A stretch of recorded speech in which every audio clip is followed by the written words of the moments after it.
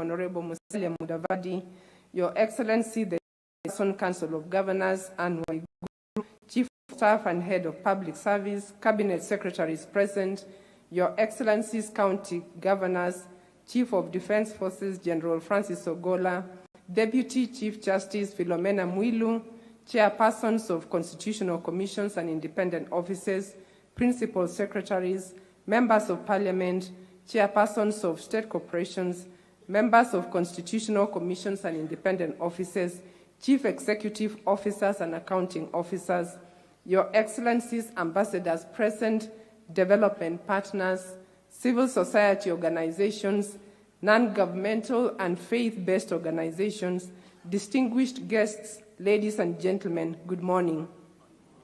On behalf of the steering committee of the conference, it is with great humility and honor that we welcome you all to this third Wage Bill conference, where indeed this goes to show the commitment and seriousness that the leadership exhibits on the matters of the public wage bill. This commitment to the public wage bill has come from the distant past, transcending several government administrations. We recall the first, second National Wage Bill Conference in 2014 and 2019, respectively. I'm delighted to note that significant progress has been made on the implementation of the resolutions from both conferences over the years. The National Wage Bill Conference embodies the spirit of collaboration and a whole-of-government approach to matters of national importance.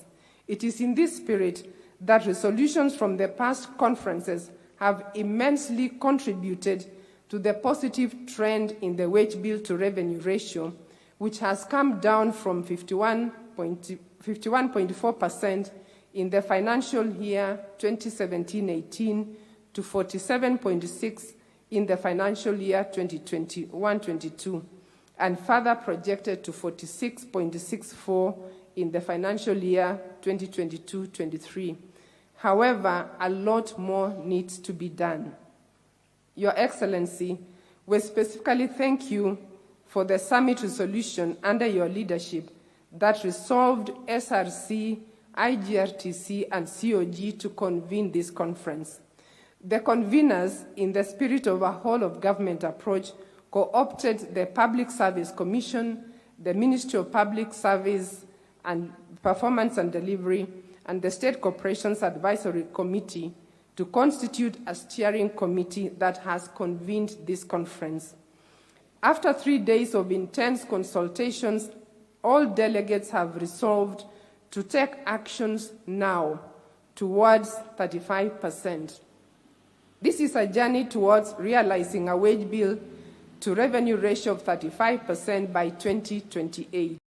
As we are all aware, the Public Finance Management Act and Regulation of 2015 set a clear threshold of wage bill to revenue ratio for the two tiers of government at no more than 35%. Your Excellencies, ladies and gentlemen, this conference has brought together the national and county governments, private sector, non-governmental organizations, civil society, faith-based organizations, experts in productivity, and academia. The Conference Steering Committee is pleased to report that the presentations, engagements at the plenary, and several caucus sessions have been enriching and inspiring. The delegates have benefited from presentations, discussions, and sharing experiences. Consequently, everyone is well aligned with the vision to realize the towards 35% aspiration target. In addition to the deliberations during the conference, I'm pleased to let you know that under the leadership of the steering committee, a technical team comprising of staff from COG, PSC, the Ministry of Public Service, the SCAC, Ministry of Labor, IGRTC, and SRC, Auditor General, and Controller of Budget, developed technical papers that will be shared with all the delegates after this conference. These papers provide further insights into the presentations that are a synopsis of the technical papers. The 2.5 days have created a shared understanding of the public wage bill in Kenya, its profound impact on our national, county, and institutional financial resources, service delivery to Wanjiku, and economic development of our country. Through shared understanding, the delegates converged on resolutions that shall be presented here today. Resolutions that shall propel Kenya to inch closer to the 35% wage bill to revenue ratio. We owe it to wananchi to collectively achieve this target. Your Excellency, we are extremely grateful for your leadership in this wage bill discourse. The next generation is watching our footsteps. We then can agree here and resolve not to bequeath to them an unsustainable wage bill, but rather a wage bill that is affordable and fiscally sustainable. A wage bill that will not crowd out resources for development and service delivery, and which then propels this country to the next level of economic empowerment of its people. Your Excellencies, distinguished guests, ladies and gentlemen, as I conclude my welcome remarks, the journey towards 35% public wage bill to revenue ratio is possible by 2028. It is within sight. We need not, therefore, defer to the next generation what this generation must do, and we must do by 2028. It is only right that we fold our sleeves and make it happen for this generation. With your leadership, Your Excellency, we are all aligned, and through collaboration and a whole-of-government approach, we shall succeed. God bless you. God bless Kenya. I thank you. Thank you very much, Madam Mengich. At this point, Your Excellency would like to now proceed to a panel discussion, and allow me to invite Commissioner Wangui Muchiri to take her seat, and she's going to introduce the panel that is going to be having this discussion. Your Excellency, the objective of the panel discussion, it's a roundtable discussion, bringing home the current status of the role of leadership and the way forward on matters wage bill and revenue. Commissioner Wangui Muchiri, the floor is yours. Thank you. Thank you, Gitonga. Thank you, Your Excellency. Allow me to stand on the protocols already established as I invite the panel to this discussion. Our first participant will be none other than the SRC chairperson, Madam Lynn Mengich. If you could please make your way down, and a round of applause as she does. She's worked very hard hosting this panel. Our next panel discussant will be the Cabinet Secretary for Public Service, the Honorable Moses Kuria. Thank you so much, sir, for gracing us with your presence. We will also have the Council of Governors Chairperson, Her Excellency, Madam Anne Waiguru. Please, let's give her a hearty hand of applause as she makes her way down. And last but not least, our keynote speaker for today, the Honorable Retired Chief Justice, Mr. Maraga. Please, if you could take your seat, please.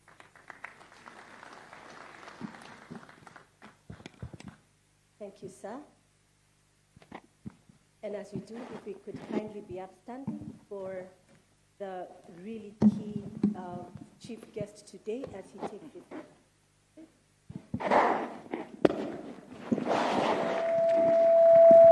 Let us welcome him kindly with a hearty hand clap.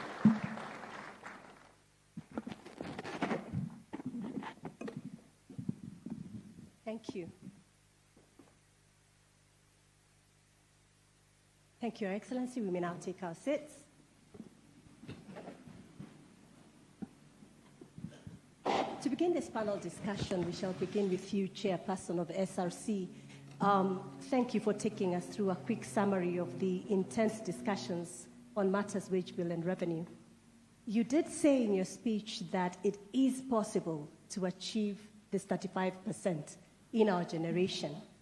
Is it really How do we get to the journey towards 35% by 2028? Thank you. Over the last 2.5 days, the participants in this conference have deliberated. And the reason why I said it is possible, it's because of what the participants have agreed. It's not what we have said as SRC we must do. And I just want to share with you very quickly some of the discussions that makes me say it is possible. The first reason that was given is that we need to focus on the denominator. That is the productivity side. And the discussion was, yes, we can talk about managing the current wage bill, but if we improve our productivity, summed up by 2 words, that we must bake a bigger cake. And that means we must then enable the private sector to grow. That is how our economy will grow. It was also summarized by expand more with less. Can we achieve more with the resources that we have? Whether it is financial resources, whether it is human resources. Let us do more with less. We then got presentations from Malaysia, South Africa, and they shared their journey. And we were therefore convinced that not only is it possible, but the impact is really positive to the economies that have embraced productivity. Back home, we were also encouraged that our own institutions have begun the journey. We got presentation from KenGen and the Kenya Bureau of Standards and the Ministry of Health. They have started the journey. And therefore, we are convinced that not only have we seen best practice from other countries, but we can do it. Now, secondly, there was discussion around employee numbers, and that as a developing country, we will still need to recruit in healthcare, in education, in security.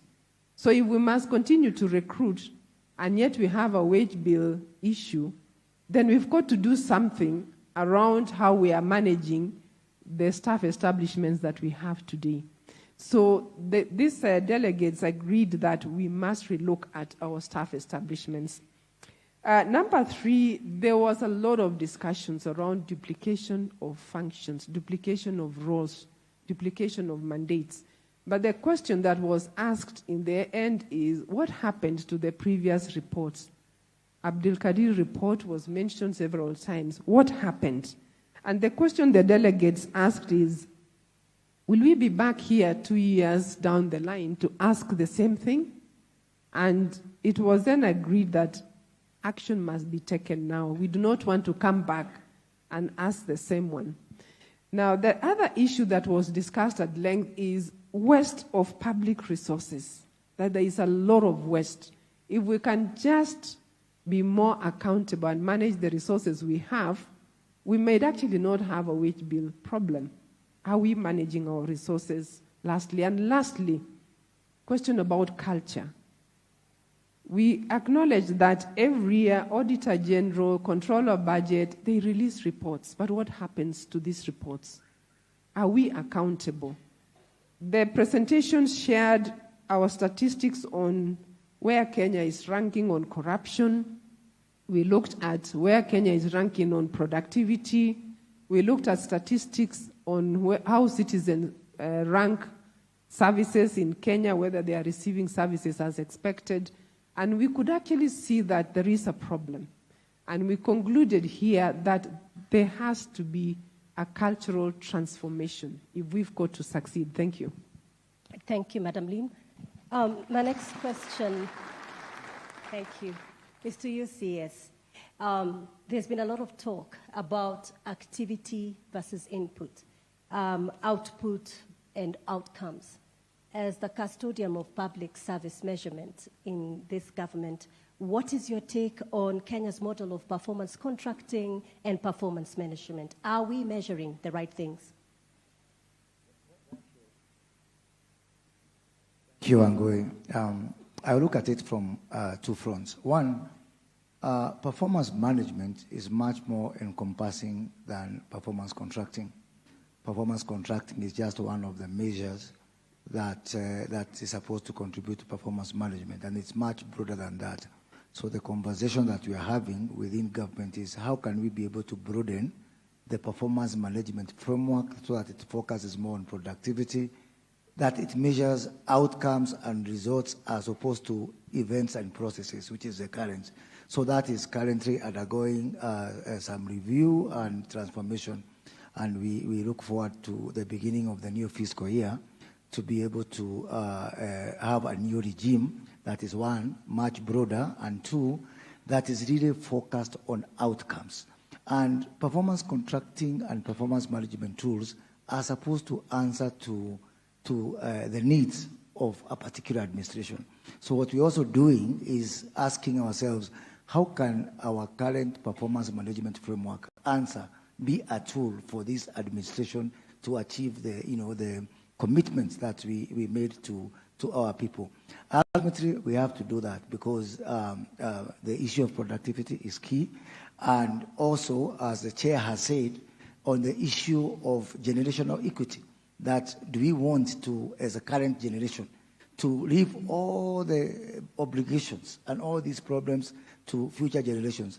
Let me tell you that these fiscal issues, because this ultimately fiscal issue, is actually, it is hiding some real good progress that we are making on other fronts. For example, when we make progress on our exchange rates, when we control our inflation, when we have our GDP growing this year expected at 5.6%, and then that is wiped out by all these fiscal issues that come with recurrent expenditure.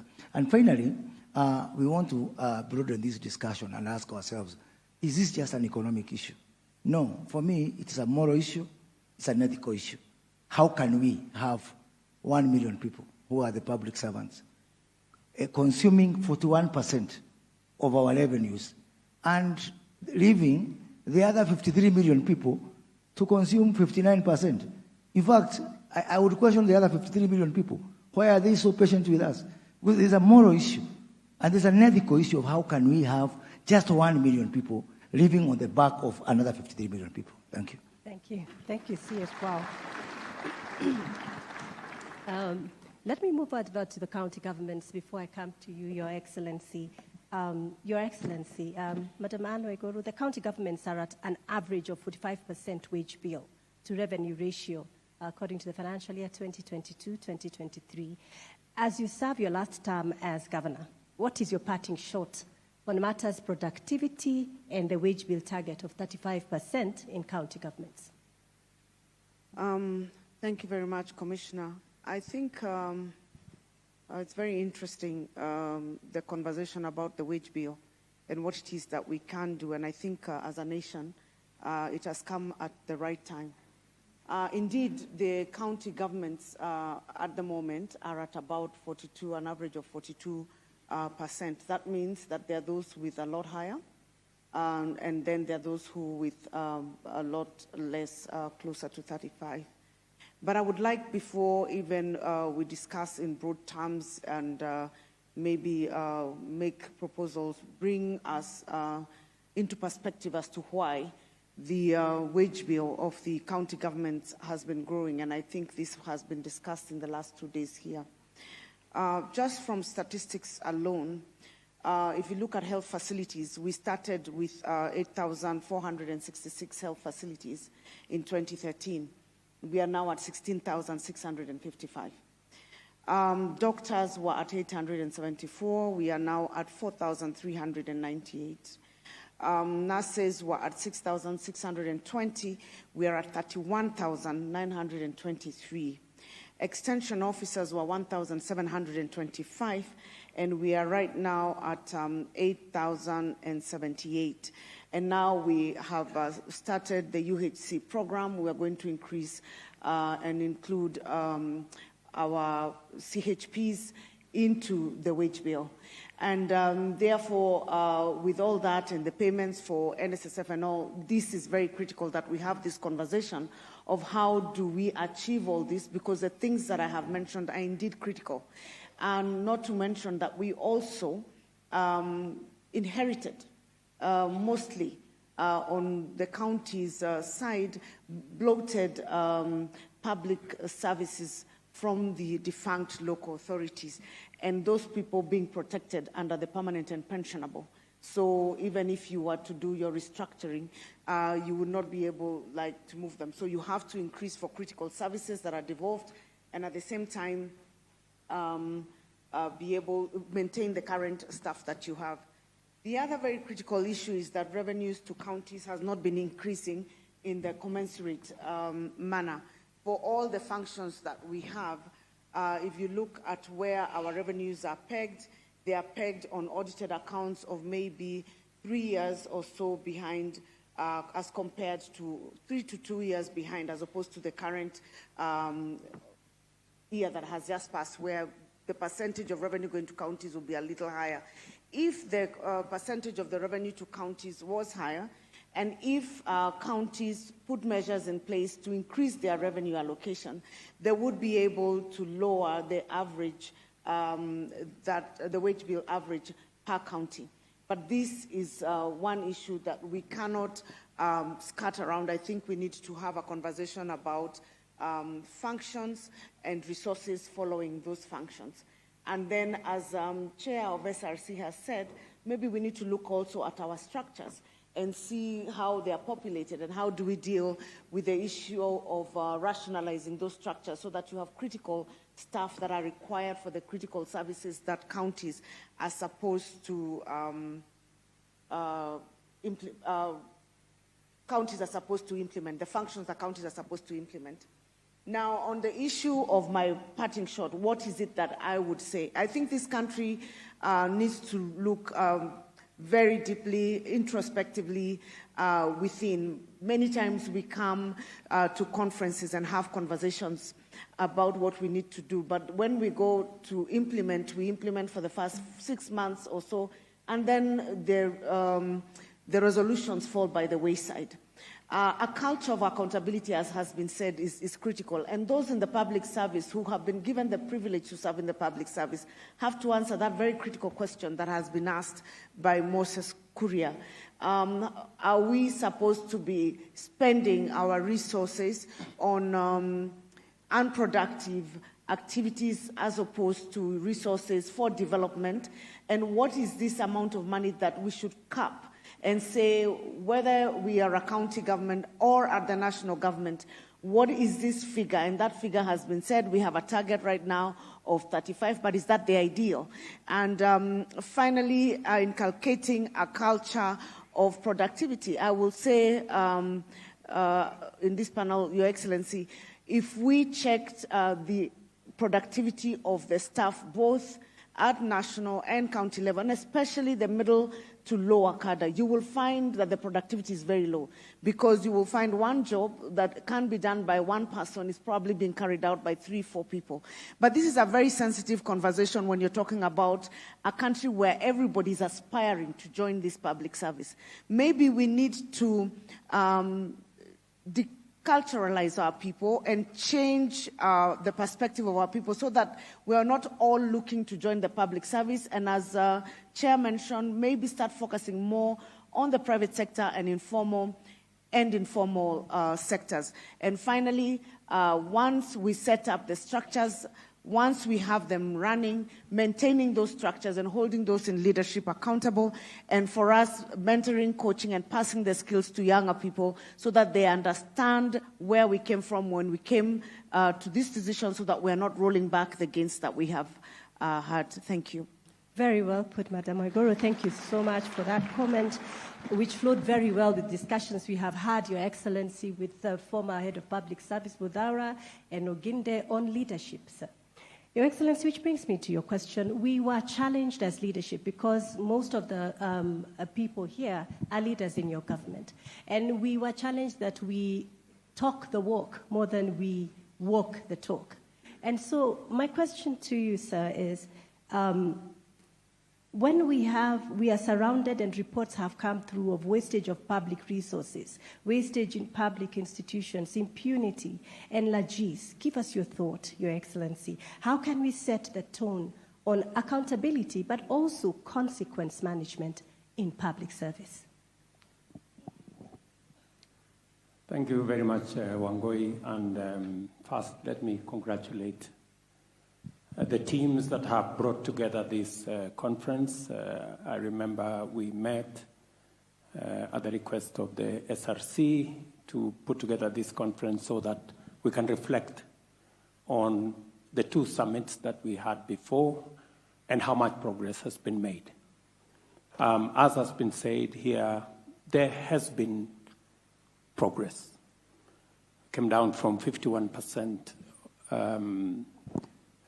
wage bill to revenue to 46 now, and we aspire to deal with this challenge in the next 3 years to bring it to 35. And the success of any country, the success of any plan or initiative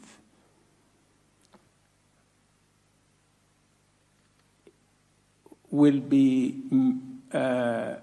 stand or fall on leadership. I don't think any one of us need to be persuaded as to whether it is the right thing to do. The questions answered.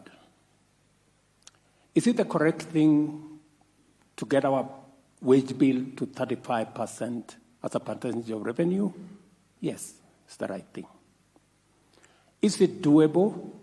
Yes, it's doable. Is it easy? No, it's not easy. Right? So it is up to us as leaders to decide whether we want to do this or we want to play to the gallery, we want to talk the walk, as you've said, or we want to walk, or we want to walk the talk. That's the decision we must make. And it boils down to the fact that decisions to be made are not easy. They're not comfortable. They're not popular. And it is the reason why I insist that those of us who are leaders, who have the privilege to be leaders, must understand our calling. We have been elected, all of us seated here, and occupying leadership position, appointed, nominated, employed as leaders. And we have been given responsibility to do the right thing, to make the right decisions, even if they are not popular. And you know, the challenge we've had as a country is that we all know what is right. We have all documented studies, programs, resolutions.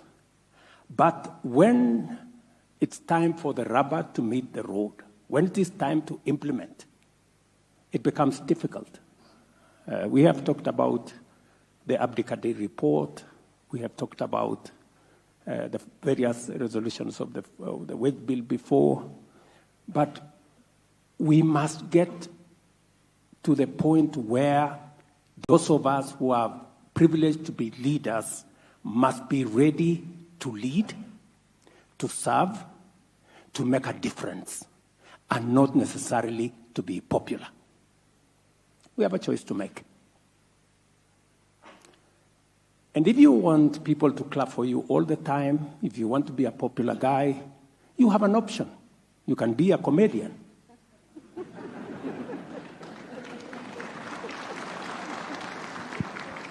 It's also a very well-paying job. And it boils down to some of the, let me give you two examples. You have a whole cabinet minister. We are having a conversation about drug abuse, alcoholism. And you have leaders who are saying, no, You shouldn't be closing bars. You are mistreating people. Really? Okay. Because what are we chasing? Popularity. Okay. The other day, we have a doctor's challenge. We can hardly pay because we've said, there are real issues we want to deal with. You have leaders who it is in their place, including governors, saying we support the doctor's strike. Really? If you support the doctor's strike, pay the money they are asking for. So we must stop chasing what is popular. We must go after what is right.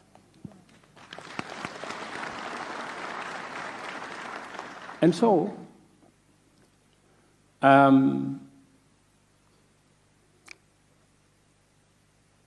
we have 3 issues from where I sit in this matter of the wage bill. Number 1, we must deal with the numbers.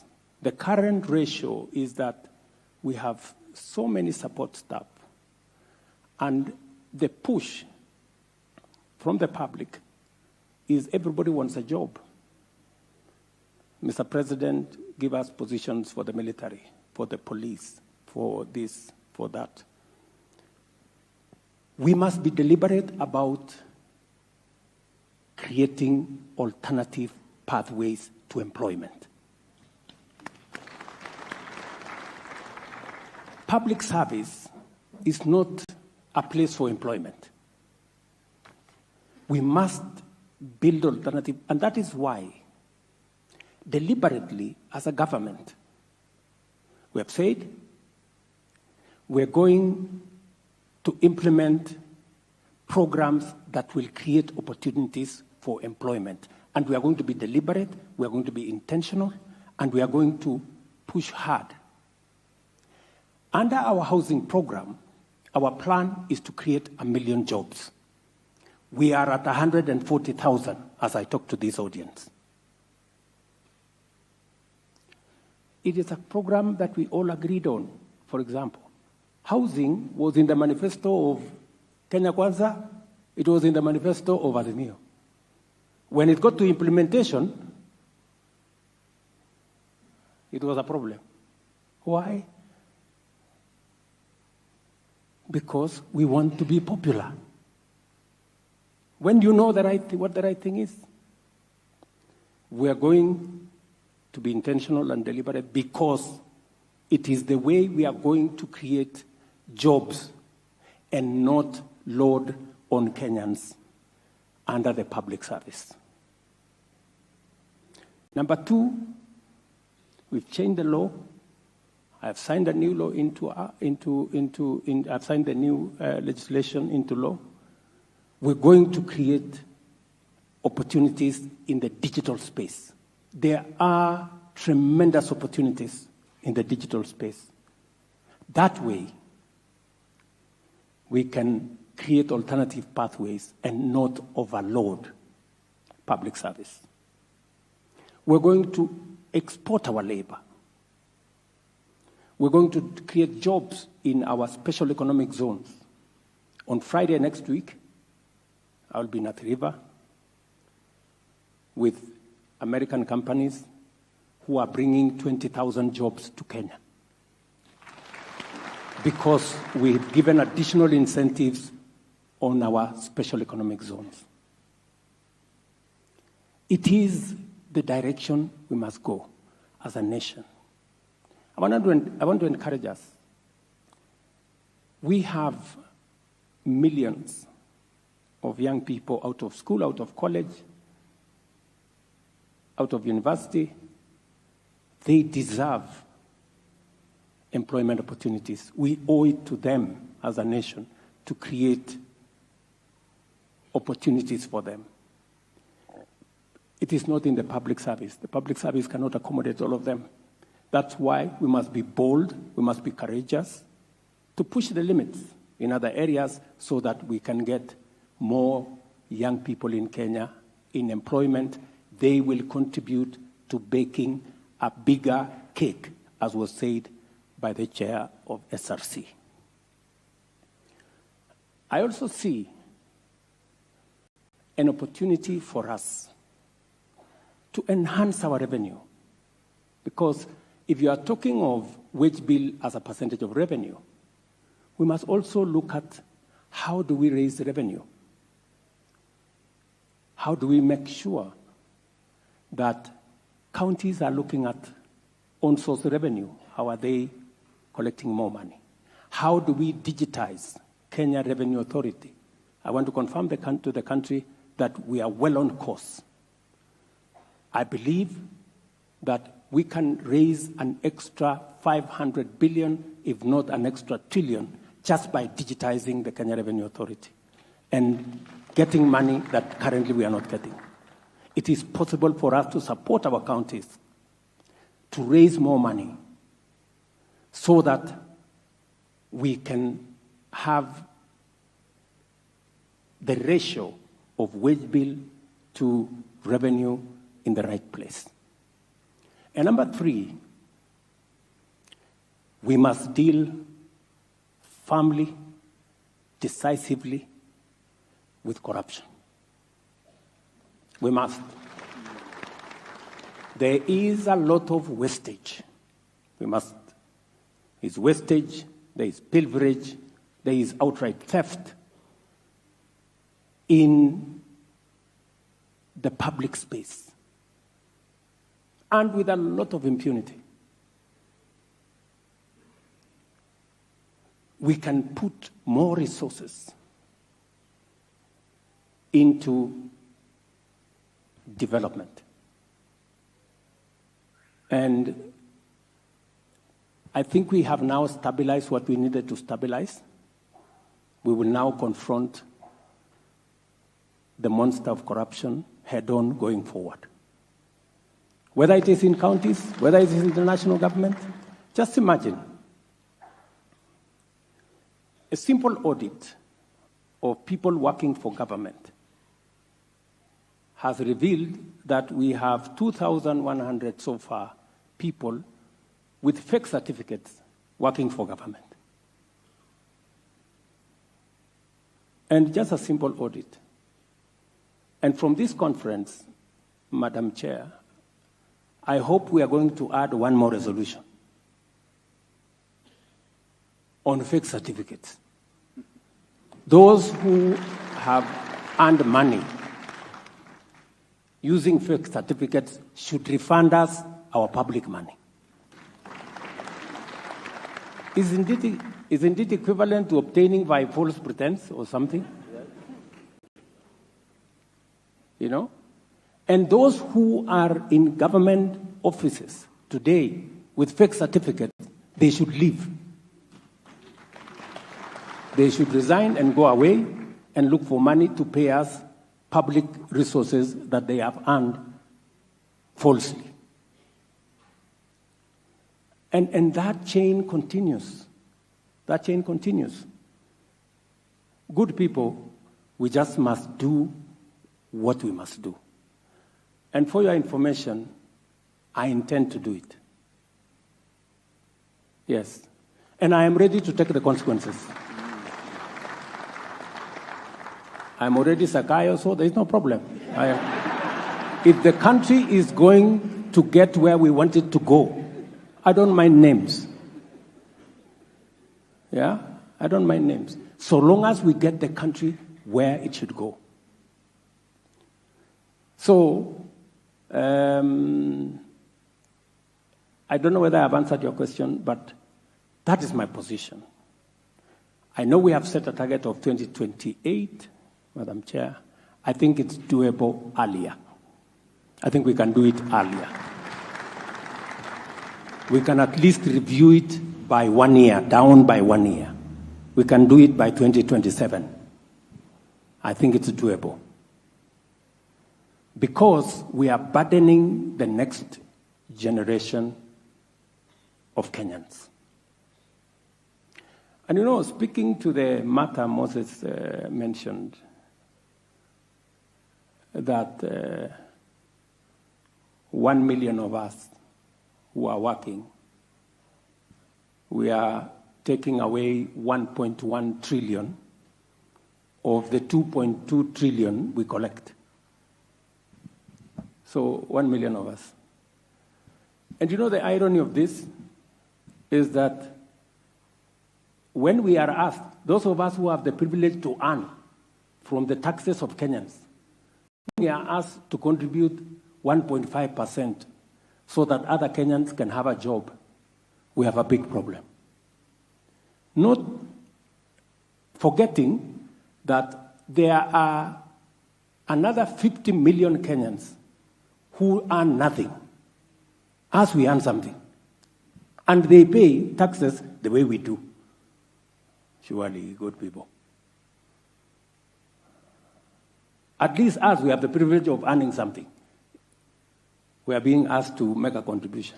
Those ones, they pay taxes, they earn zero. And they are still around.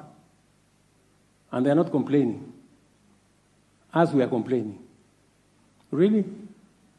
So this is a conversation, the honest conversation we must have as a country. And I intend to lead from the front on this one.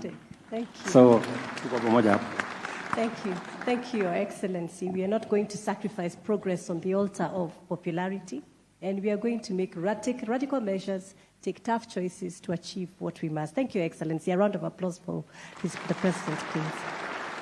Which dovetails very well to you, Chief Justice Emeritus. This morning you gave us a deep dive on the conundrum of leadership. And it was clear that there is an execution gap.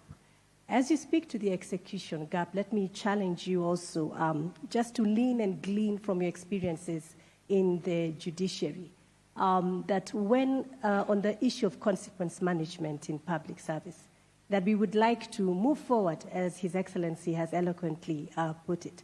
In public sector, as we had discussed, when we have a problem, we run to the judiciary, and that case goes on for quite a while as public money is being spent. Every month, that person is still being spent. And if it is the private sector, 15-minute boardroom discussion, the matter is settled. How can the judiciary help us expedite and enable national and county governments to do what they must do in order to have an efficient public service? Thank you, Chief Justice. Thank you. Thank you, Wangui. The judiciary leadership understands the role the judiciary plays in the socio-economic development of this country. You will recall that in 2003, 2004, when the performance contracting idea came up first, it was fiercely opposed by the then leadership of the judiciary. But with the new constitution and the obligations that are there, that the judiciary is exercising the authority of the people and is accountable, the new leadership in the judiciary, my predecessor, Dr. Mutunga, and the leadership in the judiciary sat down and said, look, we must comply with the Constitution. Then what the judiciary did was to sit down, get all the judges, the leadership and the representative of the judges, and say, look, we cannot have commercial disputes lying in courts for years on end, because we are holding a lot of investment funds that would go into the economy. So the question of contracting and how much each one of the judges is going to do was a thorny issue. But the leadership faced it on and said, no, this must be done. When I came in, we got the judges themselves into groups and said, look, we are under obligation to perform. and perform optimally. You're not going to have a case lying under judgment or in a case which you have decided for years before you get a judgment out. We agreed, the judges themselves set the targets. They set the targets. Then the judiciary leadership looked at the targets and assessed whether or not we were only talking about numbers or we are also incorporating quality work in that. And came up with the performance assessment and the contracting, and the judges themselves and the magistrates started working towards those targets. I'm happy to report that quite a number of matters were resolved, and the speed at which the cases are being disposed now is much, much higher. The other thing that we looked at was the issue of alternative dispute resolution. We embraced it. It is in the Constitution. We embraced it and said, look, there are very many matters that can be disposed of through alternative dispute resolution. So we came up with mediation. Arbitration is there. We told the judges to deliberately look at the issues, cases before them, and see which ones can be resolved through those alternative dispute resolution. When you talk about cases, Your Excellency, cases of succession, succession at the end of the day boils down to the distribution of the deceased estate. And if you're going to be mechanical and say you want to hear these cases and decide, you will get the siblings going out of court, in fact, and getting arms to kill each other. But when we came up with mediation and referred most of those cases to mediation, quite a number of people were happy going out. The siblings discussing those cases and going out and dealing with them. So that's how we have gone about it. And now we came the time of utilizing technology. You know, from the COVID-19, 2020, most of the operations came to a standstill. As the leadership of the judiciary, we said, look, we can't. We are offering essential services, and we must find a way of dealing with this. And we came up with the harnessing technology. We had challenges. We had a lot of opposition, sadly even from part of the government, Your Excellency, and more even from the stakeholders. But we were firm, and we started virtual courts. We started electronic filing of cases. Your Excellency, it is now common knowledge that the courts are able to operate, quite a number of them. The Court of Appeal, for instance, doesn't have any virtual sittings, physical sittings anymore. They are disposing cases through virtual hearings. So that is what it requires. You require leadership. Like now, we are finishing this unless you have a courageous leadership, unless you have a committed leadership. We will come back here 5 years down the line and say, look, the resolutions from this conference, maybe only a third have been implemented. And we go on going in circles. So what I would, as I said in the morning, what we need is leadership which understands its role, which understands its mandate, which knows that it is answerable to the public. And more importantly, Your Excellency, I'm happy with your statements. Yesterday and the day before, listening to the discussions that were here, what came out clearly in my mind is we need political will. Political will at both levels of government to move quite a number of things. And with His Excellency at the helm and in front, and the governors following suit, I can't see why we cannot achieve or get near achieving what we require to do. Thank you. Thank you. Thank you very much, Chief Justice. Before I go to Prime Cabinet Secretary, let me ask CS Moses Kuria. Your ministry is the custodian of the IPPD. How can we ensure that all public sector institutions migrate to a unified payroll system to mitigate wastage, double pay, ghost workers, manual pay, fake pay, etc., etc.? Thank you. Thank you, Angui. On the issue of cleanup of our payroll, we had given ourselves 12 months to ensure that everybody migrates. I'm under instructions that has to be completed by December 2024. That everybody at all levels of government must be under the IPPD system. And we are also going to work with the Council of Governors to ensure that even casual workers, even somebody on one-day contract, is on some system one way or the other. Even the issue of casual workers is not reason enough for someone to be outside a payroll system. Further, you are aware of what we are doing on our health space, that we are migrating everybody, all Kenyans, into what we are calling the digital health. And as part of that digital health migration, we have to take data of all Kenyans. And that data will start with public servants.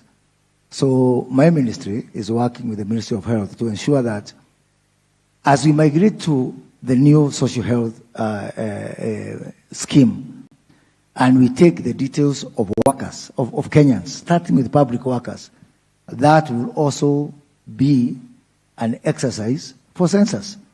So, as I said before, on the issue of ghost workers, because the people from our religious space have failed to fully exercise ghosts, we are going to use technology to ensure that this issue of ghost workers disappear. Thank you. Thank you. Thank you. Let me ask us to focus our attention on the podium as I ask the Honorable Prime Cabinet Secretary this next question. We are currently operating on an average of 65% of approved staff establishment in the public service. If we were to recruit to 100%, the wage bill will grow from 1.1 trillion to 1.8 trillion. What is your take on this number, sir?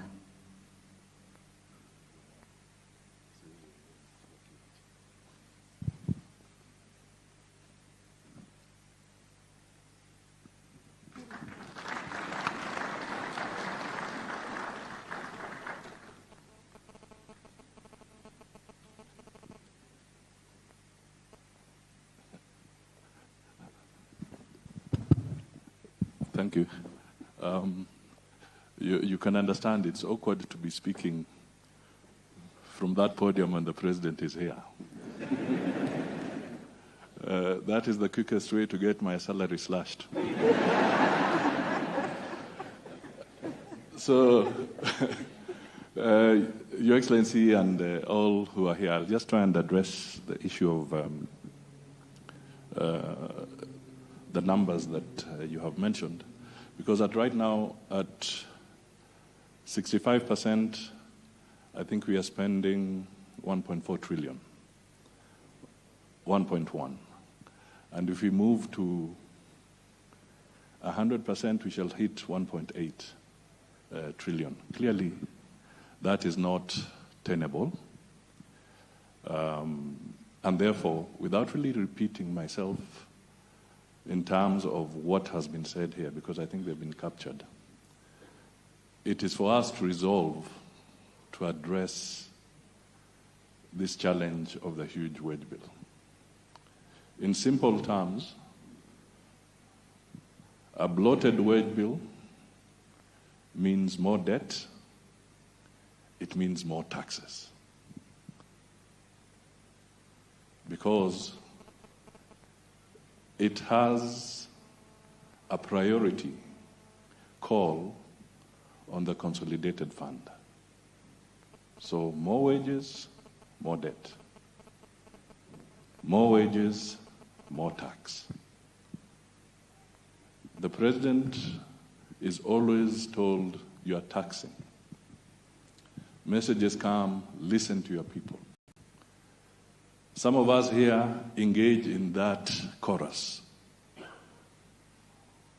actually criticizing and even emphasizing that he's overtaxing. What are you doing in your own center of authority to shed off the excess weight? That should be the fundamental question here. Previously, we have had retrenchment, we have had the golden handshakes in the past, all targeted at trying to address the issue of the wage bill. So if we have to get to where we are, we then have to figure out how do we leverage on technology as a critical intervention on addressing the wage bill? How does Parliament play its role? How do the county governments play their role? And how do we prioritize our overall programs in the economy so that we do not suck the energy out of the economy by a bloated wage bill? Finally, Your Excellency, with your permission, just to emphasize that as we discuss the issue of the bloated wage bill, we must also address ourselves to what is the real wage? What is the living wage? Because if inflation continues to bite us because we are not taking quick decisions, then we shall not just be talking of a bloated wage bill in the context of numbers of people employed, but we shall be talking of a wage bill because people are trying to chase more value for their shilling, and that again eats into it. And finally, the Chief Justice is here. We must also ask ourselves, when courts make decisions, particularly the labor court, when you give awards, what is the scientific process that you have used to arrive at that wage that you're actually awarding? And what does it mean for the broader economy? I think that is my end of my That is fantastic. Thank you. We had a question for the Deputy President, which he will address during his remarks regarding a whole of government approach, allowing us to bring this to a close, Your Excellency, with your final remarks. In this forum, the one thing that we deliberated on was the culture of public service. And we agreed we need to regenerate and renew our culture in public service if we are to achieve the better model that you have asked us to do. And my question is, tumesikia mambo matatu, we just want two things today. Your Excellency, describe to us in very short adjectives so that we can go back as your soldiers and we carry out those instructions. What are your expectations? How do you describe an effective public service culture?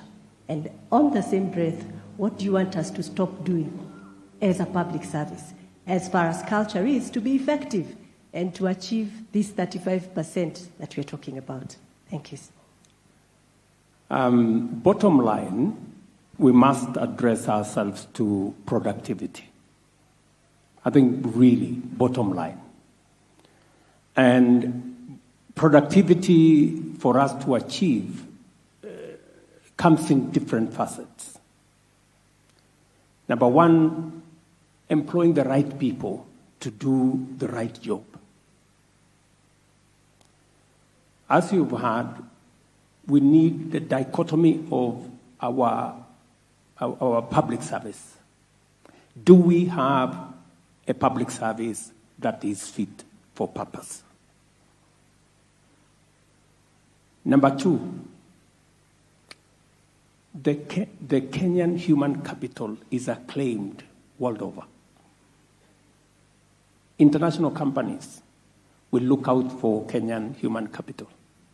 Private sector celebrate Kenyan human capital because of their productivity. But In the public service, it's the opposite. We must ask ourselves, why is it that Kenyan labor is productive internationally in the private sector and not in public service? That's the question we need to ask ourselves. And we need to deal with it by addressing what you've just said, culture. It cannot continue to be business as usual. So we need a paradigm shift in the way we manage public service, the way we hire public service, the way we deploy public service, and the whole trajectory of numbers is right in there. And it is the reason why we have a whole State Department today of public service management, performance contracting and management, so that we can deploy a public service that will support the entire economy. Efficient, productive, paid, but delivering. So this is my take on what I think of what the public service should look like and will look like. It is going to take the whole of government approach. We will need leadership from the counties, from the national government, from the legislature, from our judiciary. It's going to be a collaboration, a working together of all the arms of government to make sure that we have a fit-for-purpose public service, and one that is sensitive to cost. It must be competitive. It must be efficient. It must be professional. And again, we must address ourselves to the subject of wastage, of pilferage, of theft. We must address ourselves to that. And the fact that we are having this conference in this context is a very good thing, so that we can speak to each other truthfully and honestly, understanding where we are as a country and living within our means. We have a budget every year that has a fiscal deficit. 500, in fact, in 2022, we had a fiscal deficit of $1 trillion, meaning we were seeking to spend $1 trillion which we didn't have. We pulled it to 800 billion. We pulled it again to 600 billion. As we go towards, in the next 3 years, as we go towards having a wage bill to revenue of 35%, I will equally be driving to get a balanced budget, so that we spend the money we can raise. The money we cannot raise, we just be responsible, we relax until we raise the money so that we can spend it. Absolutely. I mean, it's just being responsible, it is being honest with ourselves, and it's being reasonable. Asante. Thank you. Thank you very much. On my own behalf and the steering committee, it's been an honor hosting Your Excellency on this panel, as well as our honorable guests. I think mambo kwa ground shift, and the line to SRC for more salaries has reduced, Chair. Our work is going to become less. Let me allow our honored guests to take back their seats and hand over to state functions. Thank you.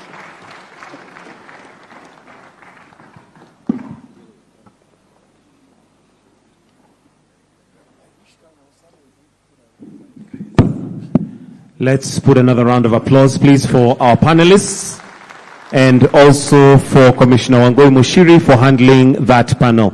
Just as a reminder, there is a pending question which His Excellency the Deputy President will answer during his remarks on IBEC and the whole government approach. Your Excellency, sir, to move this We may take our seats. To move this from a talk shop to action, there has to be resolutions and commitments that will be made. So at this point, Your Excellency, sir, I'll invite the Salaries and Remuneration Commission Chairperson, Mrs. Lynn Mengich, to come and read and submit the resolutions made so far. We can put our hands together as we invite her to, or welcome her, to come and read the resolutions.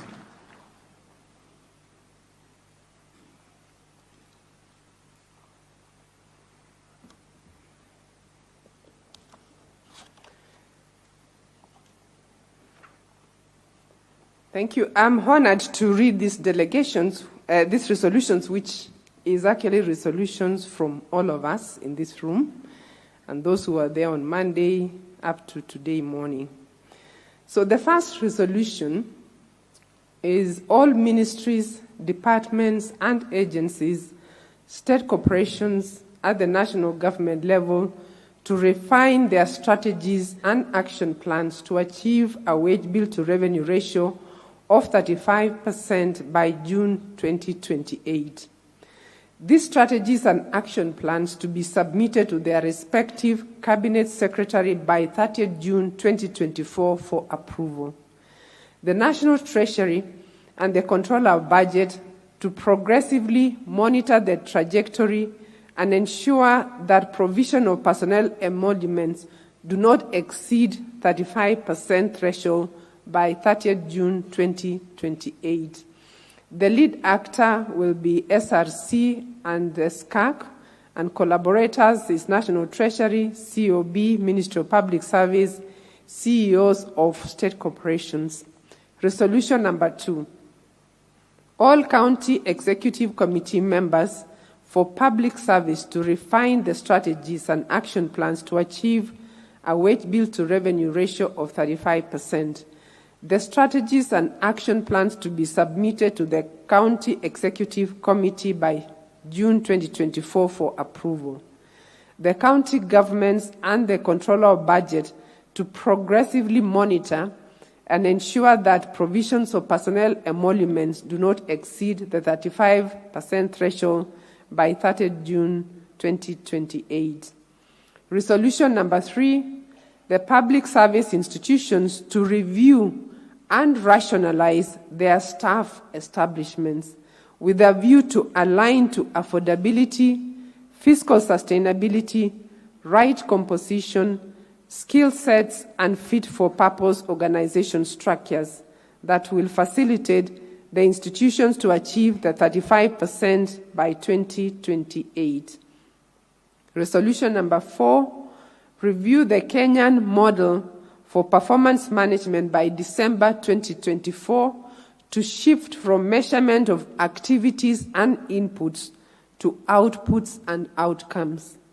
Institutionalize measurement of productivity, integrate the various measurement systems, and create clear linkage to a reward and sanctions system.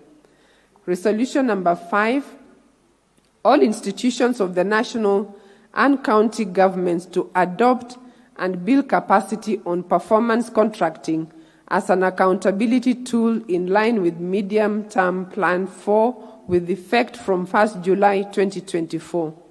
In this regard, public service institutions to incorporate productivity measurements, process reengineering, technology, and skills development as key drivers to implementation. Resolution number 6, all institutions at both levels of government to migrate their payrolls to the Human Resource Information System Kenya by June 2025. Further, manual, multiple, and standalone payroll systems to cease. Resolution number 7, eliminate duplications and mitigate overlap of roles and functions across state corporations, a government-wide cultural transformation to embed the national values and principles and institute a mechanism for reward and consequence management in pursuit of a transformed public service culture. Resolution number 9, submit the resolutions to the Summit for adoption and thereafter constitute an intergovernmental multi-agency team to implement the resolutions. And Your Excellency, you requested that we add resolution number 10. But since it is these delegates who passed that resolution, I'll ask them to give me the yes to add a resolution on fake certificates. Can we add that? Yes. So, Your Excellency, we shall add that resolution because that is what the delegates have all agreed. So thank you. So with that, I will now hand over the resolutions to the national government and the county government through His Excellency the President for their implementation. Thank you.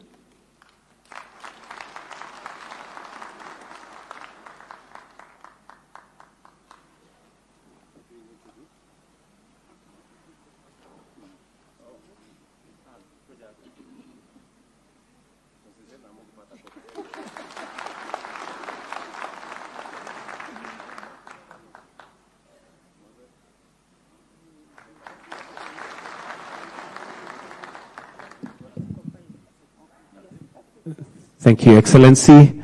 Next, on behalf of the county government, would like to hear their commitments. And at this point, I'll now call upon the Chair Council of Governors and Governor Kirinyaga County, Governor Anne Waiguru, to present her commitments or the commitments of the county government on behalf of the county government. Welcome, Madam Anne Waiguru. Your Excellency, the President of the Republic of Kenya, Commander-in-Chief of the Defense Forces, Dr. William Samoei Ruto, Your Excellency, the Deputy President of the Republic of Kenya, Your Excellency Honorable Rigathi Gachagua, Your Excellency Prime Cabinet Secretary, Honorable Musalia Mudavadi, my fellow governors present, Your Excellencies, Cabinet Secretaries, heads of commissions and independent offices, heads of institutions present, distinguished guests, ladies and gentlemen. In the past 2 days have been quite enlightening. The topics and discourse resonate deeply with the desire of the citizens of this country envisioned when they promulgated the Constitution of 2010. The dream was that quality services that are affordable and accessible will reach every corner of this nation. I am delighted to note that all key actors from the 2 levels of government who must take action for us to race towards 35% as per our theme and the broad objective of this premier conference participated in this conference. This is a clear testament that when we focus on a particular matter together, it is indeed doable. Your Excellency, ladies and gentlemen, let me add my voice and state my key take-homes from this conference, and this on behalf of my colleagues. Number 1, we should continue to strike a balance between service delivery needs and the revenue shared between the 2 levels of government. This has been ably shared by Excellency Governors. The relationship between various staff establishments and the optimal levels needed to offer the services must be reviewed so that we don't make decisions in a vacuum. Number 3, that the new or enhanced development speaks to an added human resource and has direct impact on the wage bill. Number 4, productivity mainstreaming needs to start from the top, where we as governors are committing to lead and cascade it to the lowest level, and requires also a paradigm shift in the ways we do business in our public service. Number 5, on the use of technology, that is not an option and should be a perennial discussion and also implemented. It is proven that the use of technology has many benefits, from the reduction of leakages of resources, facilitating higher collection of revenue, reduction of processes, and also the human resource. A classic example is at Huduma Center, Your Excellency, which reduced the time it takes to receive any government services Number 6, best practices and emerging good trends are within us. We must celebrate and embrace them. Let us therefore celebrate and learn from counties and other MDAs that have consistently attained the 35%. Number 7, the mentorship and coaching is key to generational transfer of good culture that all of us must consider for impact. And finally, for the counties, we need to finalize the costing and transfer of functions that have been devolved, and as well as their attendant resources. The raft of measures and strategies discussed and agreed upon in this conference and the past conferences must continue to be implemented at all levels of government, without which we will be gathered in vain. The issue of productivity being key, Your Excellency, must cascade across even county governments. And on behalf of my colleagues, I would like to give a commitment to the implementation of the main target of reducing the wage bill by 35% by 2027. We will endeavor to do that. Your Excellency, we will also review our structures to ensure that they are aligned. We will also commit on behalf of all the governments that will also review all the staff that are working in the county governments to confirm that we also, at the level of the county governments, weed out any individuals with fake certificates. Your Excellency, that is the only way to improve our productivity. In conclusion, I would like to share from the quote by Napoleon Hill, which states that the starting point of all achievements is desire. Our desired outcome of this conference is to see the wage bill go down. This is achievable. The current administration has given us the space to thrive. Let us take advantage and prove to all the naysayers that indeed the public service is the cornerstone of service delivery. Therefore, let us take a quantum leap and huge steps to take our country to the next level. As county governments, we commit to implement the resolutions arising from this conference. God bless you and God bless Kenya. Next, Your Excellency, we'll hear from the Cabinet Secretary for Public Service, Performance and Delivery Management, Honorable Moses Kuria, who will in turn invite the Prime Cabinet Secretary when he is done. Thank you. Your Excellency, the President of the Republic of Kenya, Your Excellency, the Deputy President, Prime Cabinet Secretary, Chair of the Council of Governors, Governors Present, Cabinet Secretaries, Principal Secretaries, and all protocols observed. The Ministry of Public Service is cognizant that the issue of reducing the wage bill from the current 46% of our revenue to that 5%, it is not a nice to have, it's a must to have. It is not an option, it's an imperative. And in this regard, the ministry is also cognizant of the fact that this is not the only issue that we have to deal with to reduce our recurrent expenditure, which continues to frustrate our ambitions. As we open our balance sheet every year, we open with an irrevocable commitment to fund several programs, to fund our free primary program, to fund our free secondary program, to fund our fertilizer subsidy program, to fund our social protection, to fund our counties, to fund our NGCDF. I don't know why anybody would want to be the president of this country. Because even before we open the year, we are opening with so many commitments which are irrevocable and which are non-discretionary. So to add to this issue of the wage bill shows that we really are already operating within a very constrained fiscal space, and so therefore we must do. And in this regard, my ministry commits on behalf of national government to do 4 things.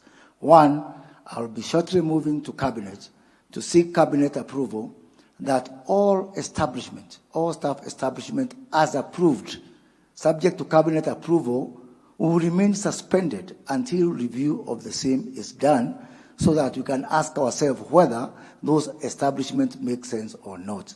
Secondly, my ministry is going to spearhead a government-wide program of looking at our processes, reviewing our processes, asking ourselves which processes are not making sense, asking ourselves which processes can be done using digitization, so that as we review our establishment, that we are able to have a public service that is fit for purpose. Thirdly, Your Excellency, as has been mentioned in the commitment, is to ensure that by December 2024, we migrate everybody from the president to the smallest person, to the driver within public service, to a system of performance management, and that one we will implement. Finally, Your Excellency, is on the issue of training. All public servants must be trained. To have public servants who are not trained is like taking someone from the streets, giving them a gun, recruiting them into the police service without taking them to Kikanjo and expecting them to perform. Everyone must be trained so that we can all act in a consistent, coherent manner so as to build our value system within the public service. Thank you, Excellency.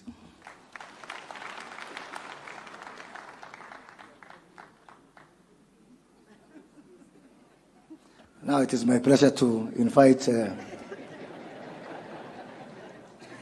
Prime Cabinet Secretary, the one on Henry Quick, Honorable Musalia Mudavadi. Thank you.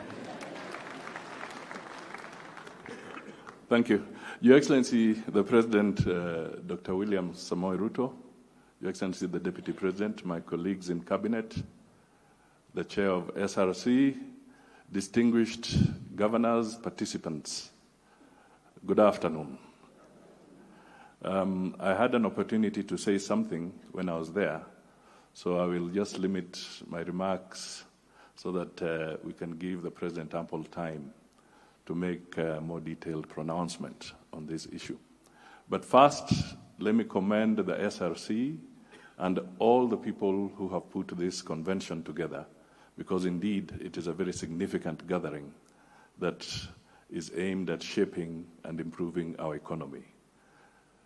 That is absolutely important. The second thing is just to be a little bit maybe philosophical. Ladies and gentlemen, you know Bomas is famous. Resolutions in Bomas sometimes are bitter, sour, or sweet. But today we are gathered here on a very fundamental issue. And what I want to acknowledge is that we are all resolving that the target of 35% to revenue ratio on the wage bill is significant, it's important, it's a critical target. You are resolving to be part of a team that is now going to be enjoined to Zakayo, in quotes, so that you can be part of these tough decisions that have got to be made. The President of the Republic of Kenya has been making very tough decisions, extremely tough, because the status of the economy that was inherited by the Kenya Kwanza government was extremely difficult, and it remains difficult. So difficult decisions have got to be made to deal with debt, to deal with revenue, to deal with security, and so many other things. And what we are addressing here, and the resolve that we shall have in making sure that we can follow through on this, is going to be both bitter, sour, but ultimately sweet for the people of Kenya if we do it right, and we do it knowing that we have a target set collectively to improve the well-being of the country. So that is all I can say. Let me not go into any other numbers or details.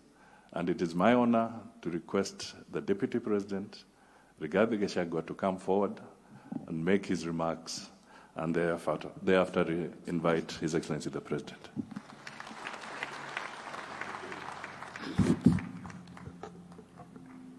Your Excellency, the President of the Republic of Kenya, Dr. William Samoei Ruto, all the distinguished participants, all protocols observed, good afternoon. Your Excellency, this is a very important conference, and in my thinking, I should have been invited on the first day, not the last one, because this must be a very truthful conversation that requires a truthful and an honest man. But now I'm coming at the tail end, but I'll still speak truthfully.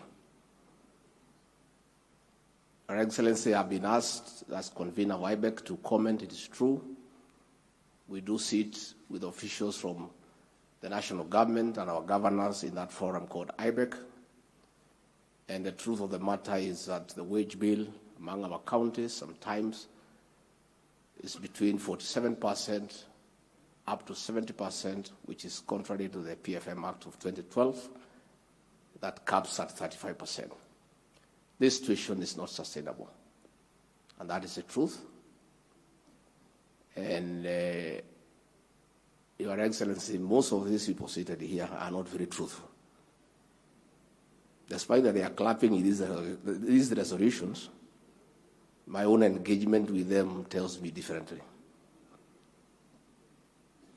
In my duty as coordinator of constitutional commissions and independent offices, which you have given me, and it's a great privilege, I receive many complaints and petitions against this or that commission.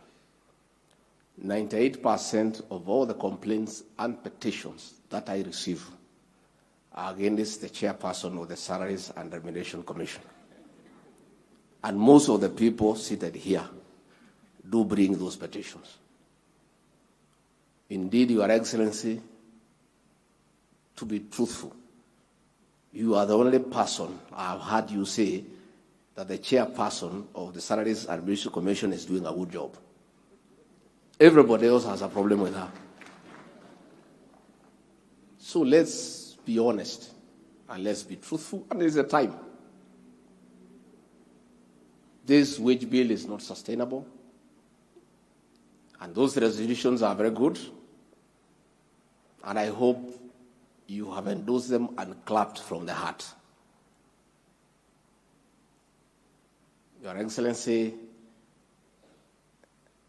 I cannot sit here and purport to give you advice. Lakini, this issue of fake certificates, I think it's a quick win for us. I think it's a quick win, Your Excellency.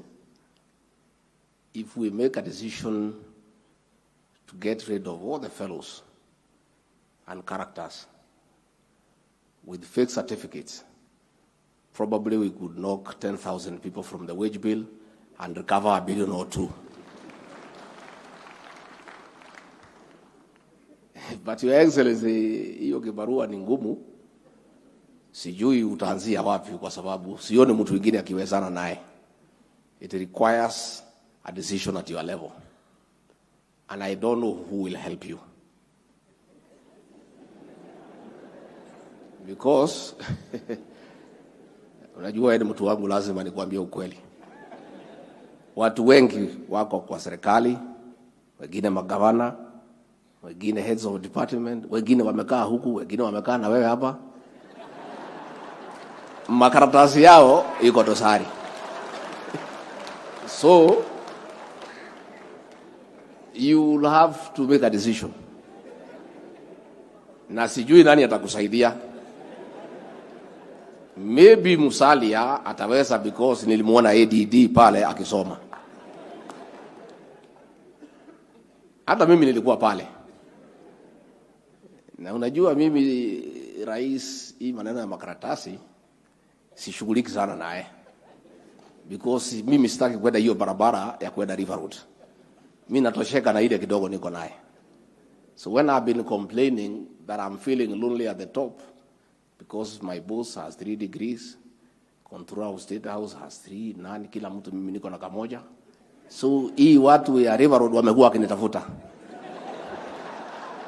Nasema sasa wewe naibu wa rais unalalamika nini? Tumesaidia watu wengi. Tumesaidia fulani. Rais, hawa list hiyo nitakupatia ile nimepewa ya wale wamesaidika. Unajua, Your Excellency, as you are looking for a running mate, and it was looking like it was me and Professor Kindiki who were in the final shortlist. And my supporters were feeling probably I could be disadvantaged because Professor Kindiki ako pale na mimi niko pale. So a lot of my supporters and characters were calling me. Wanasema tunaweza panga haraka haraka. Hata kama nika masters. Utavutiwe ndio ufike pale. So Your Excellency, uliponiita kwa interview kuniuliza mambo ya masomo, nikakwambia niko na degree moja, ukaniuliza hata master huna? Nakwambia rais, unikubali tu vile niko, nitangangana mbele. Na rais unaona mimi nangangana. The beauty, there is no need now to look for these funny certificates. Kuna haja. We have come up with a very good program called Recognition of Prior Learning. If you feel you have skills and competencies that needs to be certified, the mechanism now is there. Kuna haja ya kwenda River Road, Uganda, Ghana, wapi, kuna haja. So hata mimi kuna haja ya kwenda kungana na masters. I'll turn up kwa hii watu ya qualifications, niseme nimengangana hii na ninaona kama nimefika hiyo kiwango. They'll assess if they feel nimefika hiyo kiwango na ile kasi nimesaidia rais, wanipatie masters without having to go through that route. So, Your Excellency, this issue of faith certificates, you have been known in this country now. You are on record. The hallmark of great leadership is to make difficult, hard decisions, sometimes unpopular. Since you came to office, you have made some hard decisions that from the look of it were looking very unpopular. But today, as we speak, Kenyans are saying you knew something and you did the right thing. In this matter, wage bill, in this matter of fake certificates, Your Excellency, I want to encourage you, make hard decisions that will be beneficial to this country. And that will form part of your legacy. With those very many remarks, let me request all of you to be upstanding as we welcome the President of the Republic of Kenya to come and speak and probably pronounce himself on hard and difficult decisions. Mr. President. Thank you. Asante sana Rigiji, tafadhali tuketi. I am delighted to have the honor of presiding over the closing ceremony of the 3rd National Wage Bill Conference for a number of excellent reasons.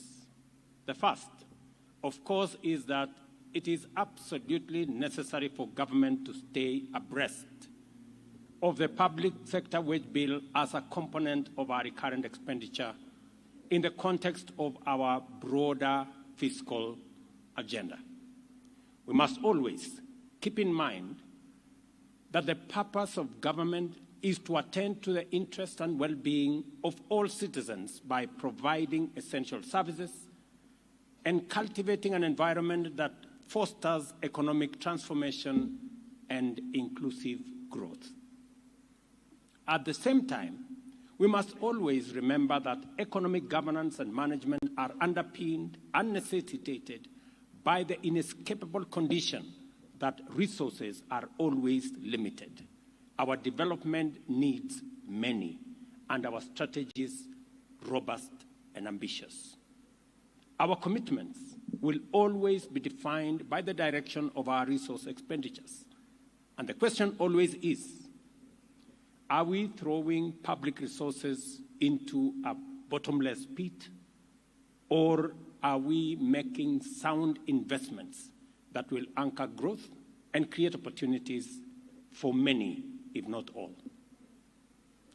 This reality is the fundamental question which follows us whenever we concern ourselves with any aspects of public finance management, and which is always answered one way or another by our budgets, whether it is at the national or at the county level. The second reason why this event is important is that the bottom-up economic transformation agenda has invited Kenyans to bravely confront difficult questions, make hard and often painful decisions, and evaluate whether we are serious about rapid growth and inclusive prosperity. The bottom-up economic transformation agenda examined the levels of poverty in our country, the number of people without employment, persistent food and nutrition insecurity, as well as severe vulnerability to climate shifts. The agenda has also prescribed a radical program of ambitious investment in programs and projects with potential to rapidly and sustainably turn the situation around. These investments in the strategic sectors of agro-industrial growth and food security, the micro, small, and medium enterprise, universal health care, affordable housing, and the digital and creative economy require development financing to be available consistently and over a long period. In turn, this imperative has brought home the implications of a national fiscal culture where recurrent expenditure has grown excessively, devouring development expenditure and depriving the country of opportunities to achieve real growth. In fact, this culture reached the point of borrowing expensive debt to finance recurrent expenditure and consumption subsidies. The cost of this trend is very high debt with increasingly risk of distress, low development, unsustainable recurrent budgets, runaway unemployment, poverty, and of course, inequality. Following extensive consultations around the country, we agreed as a people of Kenya that this situation cannot continue. We have to stop living dangerously and beyond our means. We instead need to tighten our belts and make necessary adjustments to make resources available for productive investment. We have seen the fruit of this resolve. As a result of prudent management strategies and bold decisions, we are now far from the cliff of debt distress. Investor confidence is growing in our country. Our currency has reversed its previous calamitous slide against major international currencies. Our import cover has grown to commendable levels, and our general economic outlook is positive. Food production has grown by record margins in successive seasons. Kenyans are receiving health care at home because of our community health promoters program. Young men and women are finding increasing employment opportunities across economic sectors, starting with our affordable housing program and all the digital space. As I talk to you today, we have 140,000 Kenyans working in our affordable housing program that were not working last year. We have 120,000 young people monetizing their digital skills. And many more are in the pipeline as we implement our program. There is no doubt that the implementation of the bottom-up economic transformation agenda has placed the country on the right path. Consequently, I am confident that the consistent execution of this agenda will deliver the goods we pledged in our manifesto. The Constitution mandates the government to ensure that public expenditure promotes the equitable resource and development of the country. The Salaries and Remunerations Commission is mandated to continuously monitor the fiscal sustainability of public compensation bill, the ability of the public sector to attract and retain best available skills, recognize productivity and performance, as well as transparently and fairly adjudicate on matters wage bill. I know, as my deputy has said, if there is one organization that is not very popular, it is the Salaries and Remunerations Commission. They have a problem with the legislature. They have a problem with the executive. They even have a problem with the judiciary because everybody expects more pay. I want to encourage our legislature. I know they have tried in the past to limit the budget of the SRC as a punishment. I want to encourage them to be more patriotic. If there is one organization that needs support to enable us make the right decisions, not for themselves, but for the country, it is the Salaries and Remunerations Commission.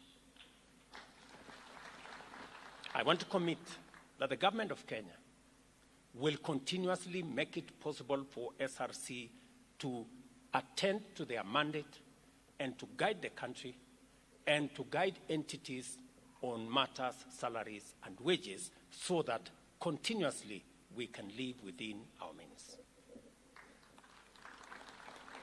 The succinct theme of this conference says it all.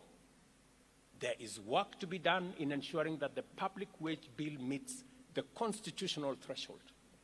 In recognition of this challenge, both levels of government resolved to work in partnership under the aegis of the Intergovernmental Relations Technical Committee in conjunction with SRC and the Council of Governors to set up this conference. As a national government, we have taken the lead with a commitment to reduce our wage bill to 35% of revenue by 2027. I know we've all agreed here on 2028, but I want to encourage us to review that date because it's doable to 2027. As a matter of fact, this very conference was a product of these discussions because we recognize the urgent need for a platform where stakeholders engage on strategies and action plans aimed at achieving this 35% target. Although there is no doubt that government will need to increase employment in critical sectors to enhance service delivery, whether it is in security or in health or in education, the key implications of our deliberation is the need for actions to eliminate duplication of functions and overlaps in roles among ministries, departments, agencies, the national or the county government, and even commissions and independent offices.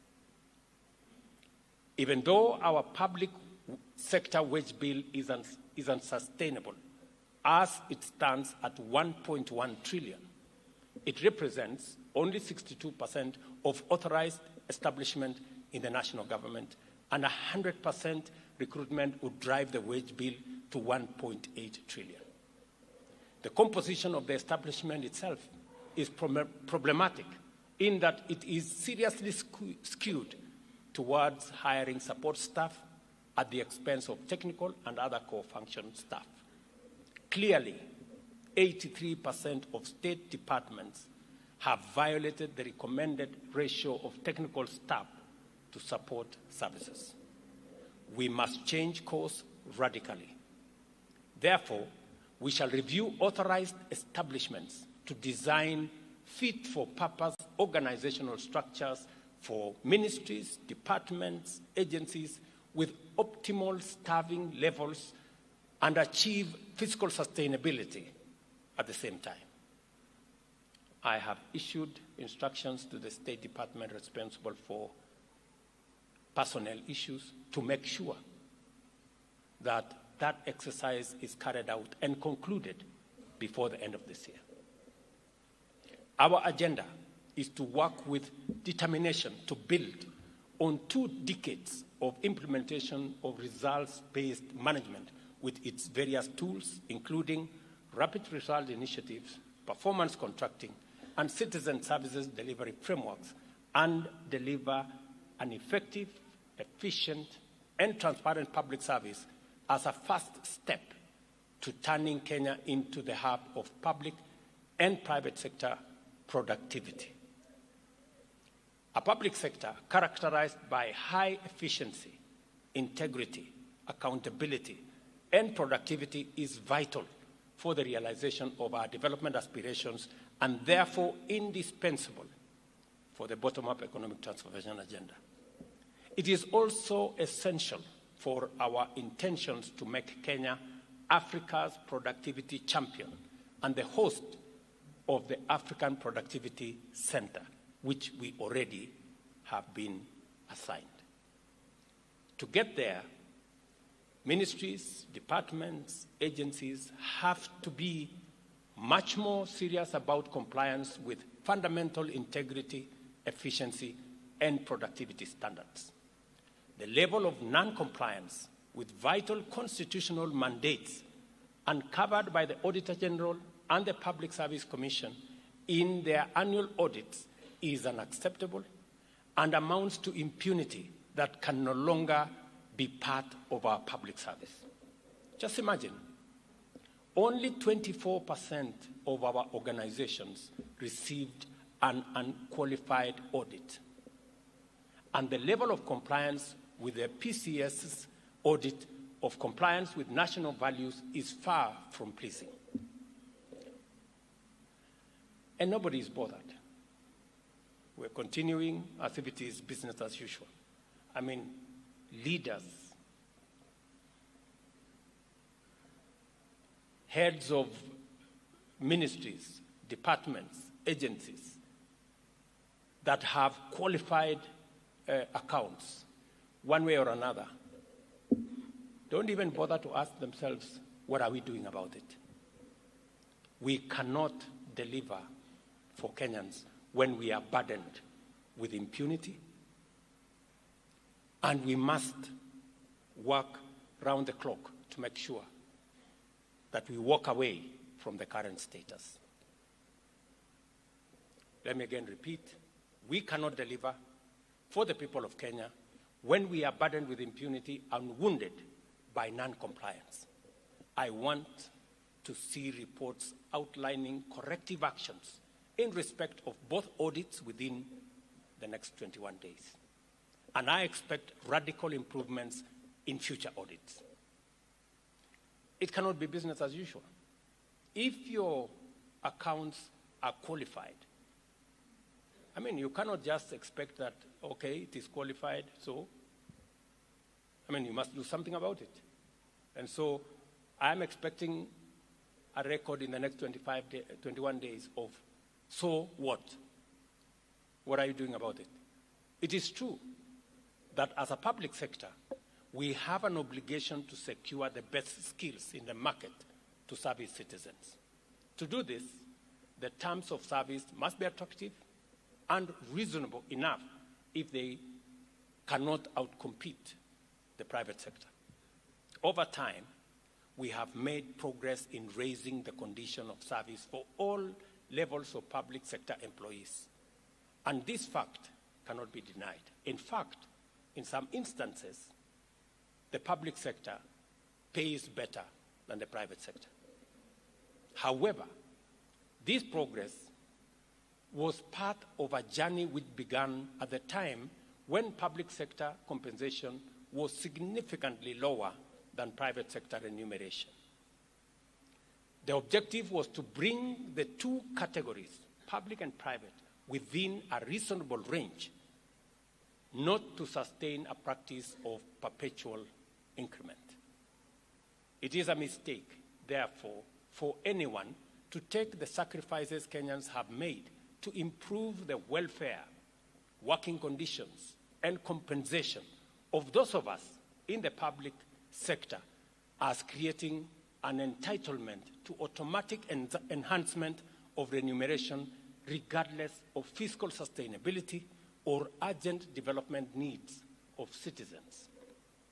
It is a tragedy for highly educated professionals to make unreasonable demands in the face of economic hardships and fiscal constraints and at the expense of legitimate needs of other citizens. We have, ladies and gentlemen, and I repeat this, without any doubt of equivocation, we have to live within our means. It is just as simple as that. We have a duty to dedicate ourselves to a citizen-centric public service paradigm and make our contributions to better in order to extend the benefits of development to reach every citizen. Let us be patriotic servants and diligent professionals. I commend the institutions which have won the Wage Bill Accountability Awards for setting a worthy example for the rest of the public service. They just confirm to us that it is possible. So if anybody doubted, they have demonstrated its feasibility. And I congratulate them and I tell them, keep it up. I have carefully listened to the resolutions of the Third National Wage Bill Conference as read here by the chairperson of the SRC, and identify myself with the proposed strategic interventions aimed at putting Kenya on the path to a public service wage bill that is sustainable under the Towards 35 aspiration set out in the conference theme. Let us collaborate and remain committed to implementation because that is where the test is.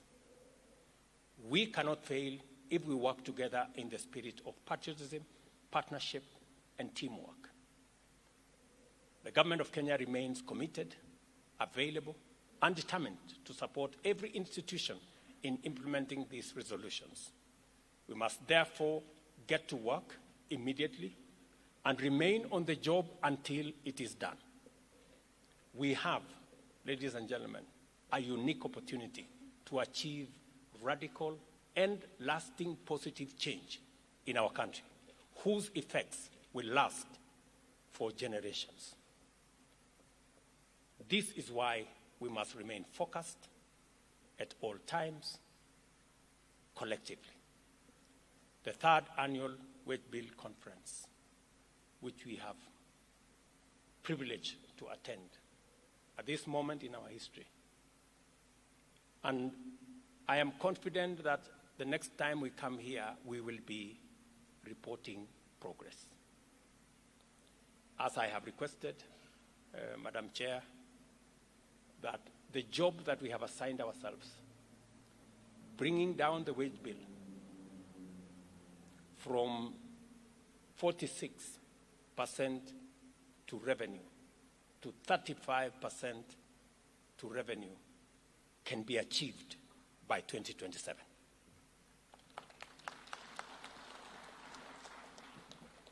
There are agencies, parastatals, institutions that have already achieved this without the target we have set. They confirm to us that with commitment, with determination, with courage, we can achieve this sooner than even 2027. We need to work collaboratively, we need to work together and see to it that every agency pulls their weight. And as I have said, already the 2,100 identified people who have been earning government wages and salaries with fake certificates, so that to Sisumbuane, they should just refund the money we pay them as salaries and wages, so that we stop the games. Otherwise, EACC, DCI must move with full speed to recover public resources that were spent on these people. Let me also announce here that those who have fake certificates working for government at any level, please surrender and walk away. Because it will not be business as usual as we go into the future. It is impunity of the highest level for any person to walk into a government office knowing very well that they have a fake certificate and actually get a job. I think it is, we spend 65 billion shillings every year on our education, surely. We should be able to take advantage of the 65 billion shillings we spend and get the 650 billion Kenya shillings every year we spend on education. You should be able to take advantage of the 650 billion we spend on education and get yourself a proper certificate. I don't think that it's too much to ask, so that at least we can hire. Part of the challenges we have in the public service is because the people who are working there don't have the qualifications they claim to have. And that contributes to the problem that we have. But finally, let me congratulate the Salaries and Remuneration Commission, the Council of Governors, and all that have participated in this conference, that we are harmonizing our strategy, we are collaborating, we are working together to make sure that we take our country to the next level. And I am very confident this country is a country of tremendous potential. This country is a great country. This country is a blessed country. We can take Kenya to the next level, working together. And I am very confident that it is doable. The third Wage Bill conference is now officially closed. Asanteni sana, and God bless you.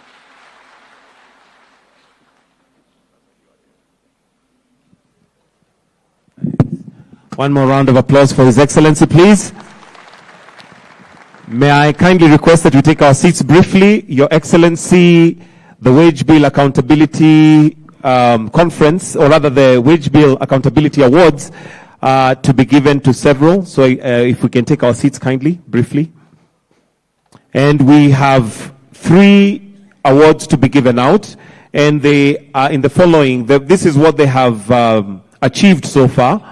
The wage bill for these institutions has not been more than 35% ratio of revenue for 3 years consecutively. They have also demonstrated improvement on reduction of ratio of wage bill to revenue towards achieving 35% 3 years consecutively. They have unqualified audit opinions for the last 3 years consecutively, and have also put in place productivity mainstreaming measures. Your Excellency, I'll now move to those who are going to be awarded.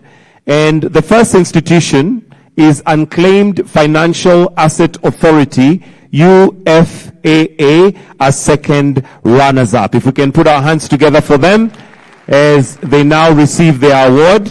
That is Unclaimed Financial Asset Authority, UFAA, who are second runners-up.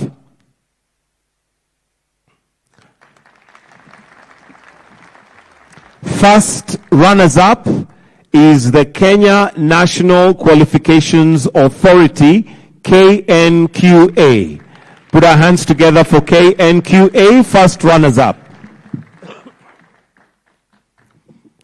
And the winners, Your Excellency, is Insurance Regulatory Authority, IRA.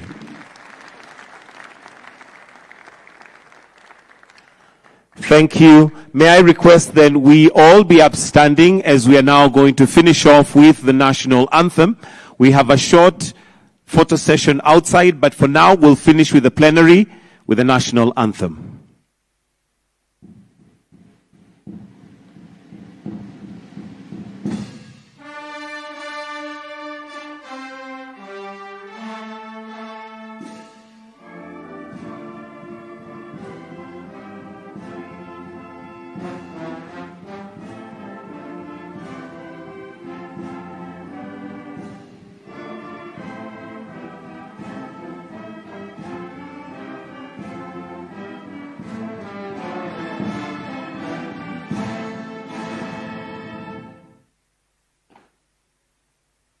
And with that, Your Excellency, we've come to the end of this plenary session. We'll request that we remain standing as we allow His Excellency to retreat at his own pleasure.